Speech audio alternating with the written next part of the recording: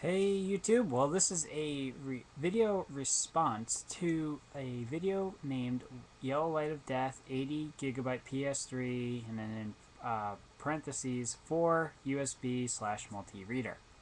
Well, the guy is talking about how his PS3 just died, an 80 gig model, original, one that has backwards compatibility, and of course he says he was playing Modern Warfare 2. Well, he also indicates in the video, this is the part which makes me laugh every freaking time, is the fact that he said he was playing it for 20 minutes and the PS3 was still cold. So he thinks the machine was running cool, but he has no clue why it died. Again, and I'm actually going to make a recording and have it replay over and over and over. Thermal paste. Again, the reason why all PS3s are starting to take a shit and actually die is the point that as soon as the thermal paste starts drying out, the effectiveness of the heat sinks is pretty much non-existent. So, your PS3 was slowly killing itself because we've hit the point where the thermal paste we use, which is ceramic based, cannot handle the demands that we're throwing at it. People have no idea how hot those chips get on that PS3. That's why they have a massive heatsink attached to it.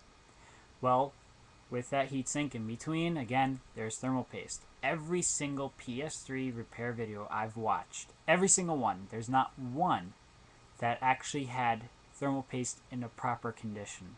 Every single one of them had cracks and were dried out, completely dried out. No liquid left. They were all done. So, again, the thermal paste is the cause of your Yellow Light of Death. It has nothing to do with the game. And you know what? I say everyone should start working together to start getting the message across.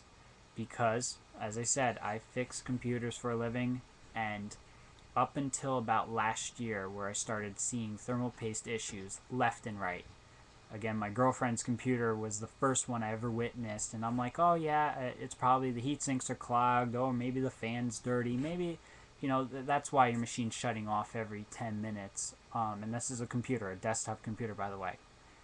And it took until I actually took off the heatsink and I saw how there was pretty much, the thermal paste was completely dried up.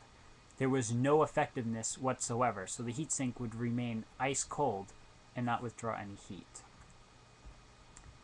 So for you guys at YouTube, again, thermal paste is the key issue here. And I understand that you guys are like, well, how could a little piece of paste be the problem? It's because it's just not designed to handle the excessive heat that is, it's exhausted by those chips. So, Sony, again, you have to change your thermal paste. It has to be Arctic Silver 5, no less. If you guys want to use liquid metal, which is damn expensive, go right ahead. You need it. So again, your PS3 was caused by thermal paste. Thank you.